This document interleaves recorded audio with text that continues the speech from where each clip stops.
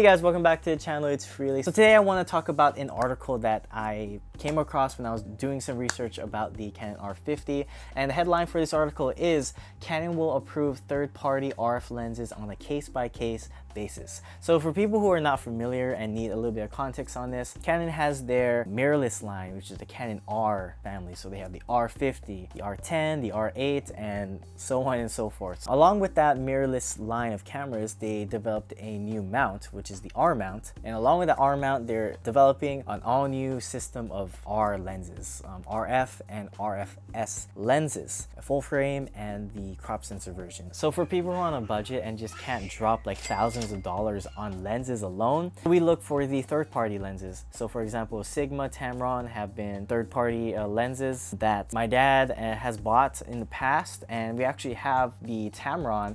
I believe it's 28 to 105 or 28 to 70, but that one is just as good as the regular first-party Canon, and it's significantly cheaper than the first-party Canon ones. So with that context, I'm gonna get right into the article. Coming from Digital Camera World, Canon will approve third-party RF lenses on a case-by-case basis. So at last, Canon has been given the green light to a third-party RF lens, but how many more will we see? So that's kind of like the big question, right? Is that, are we gonna see third-party RF lenses? Because for people like me too, like I can't afford these expensive lenses. So for people who are just on a budget, this is gonna be great. So getting to the article, has the pendulum finally swung when it comes to third-party lenses with the electrical contacts being released for Canon's RF mount? Ever since the company released the original EOS R in 2018, third-party lenses have been a point of contention. Back in August 2022, third-party RF lenses by Samyang and Viltrox were pulled from sale after the companies were told to stop by Canon. For many people waiting for cheaper optics, this news was devastating. But now it looks like the manufacturer might have had a change of heart. Canon said that it was going to license specific third-party lenses on a case-by-case basis, starting with the recent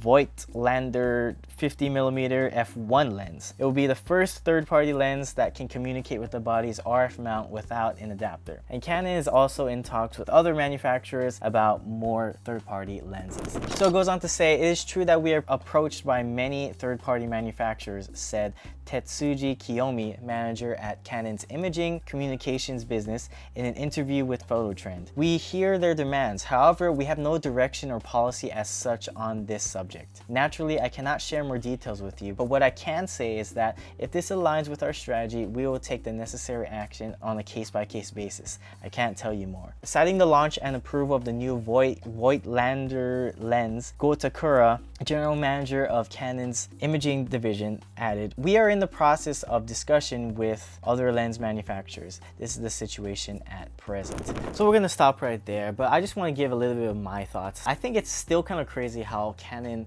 straight out just banned the third parties from making their lenses. And I think in the short term, it may be good because, they control the entire market share in terms of lenses. Now, there are third-party lenses out there for the RF mount, but all of them are manual focus lenses. They don't have the autofocus lenses quite yet, if I remember correctly from another article I read a couple weeks back. But in terms of the autofocus lenses, I think it's just crazy that they're not allowing other companies to make their lenses. But I think in the short term, since they control all the market share, I can predict that they're probably making more money because people have no choice but to buy their RF lenses. But they also have the lens adapters where people can use the EF and the EFS lenses on their the R mount. I think in the long term it's really gonna hurt them because you have a big subset of people who want to get Canon bodies and they want to get Canon glass, but they don't necessarily have the money to buy that Canon glass. And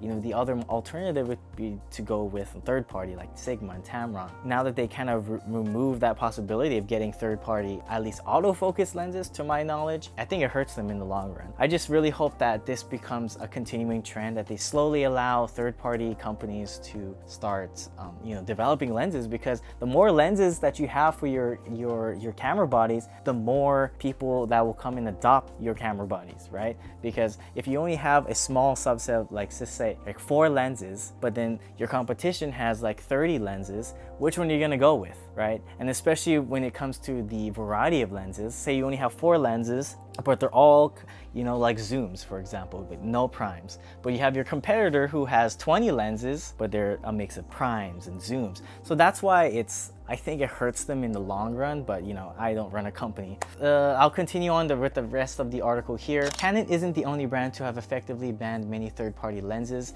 Just recently, Nikon banned third-party lenses that compete with its own Z-mount glass, but brands such as Sigma, Samyang, and Tamron have found ways around it. Rather than releasing the identical lens, these lens manufacturers launched lenses with slightly different focal lengths, such as the Sigma 28-70 f2.8. This comes as excellent news for anyone who is invested in an EOS R camera in the hope that they will be able to buy cheaper third-party lenses in the future. There's no saying whether Canon will authorize any or many more, but this is at least a step in the right direction. So yeah, I completely agree. You know, I just really hope they start allowing other third parties to create lenses. You know, there's I think a benefit to having, you know, third-party support, because the more lenses, the better, right? It gives just the consumer just way more options in terms of what lens they can buy, you know, what budget they have. Do they want to go first party? Do they want to go third party? You know, just creates a lot more options for the consumers. So let me know all your guys' thoughts in the comments below, what you guys think of Canon and how they're not allowing just like third-party camera manufacturers. And you know, with this Voigtlander 50mm f1 lens, is it signs for future third party? Let me know in the comment section below, but until then, I'll see you guys in the next one.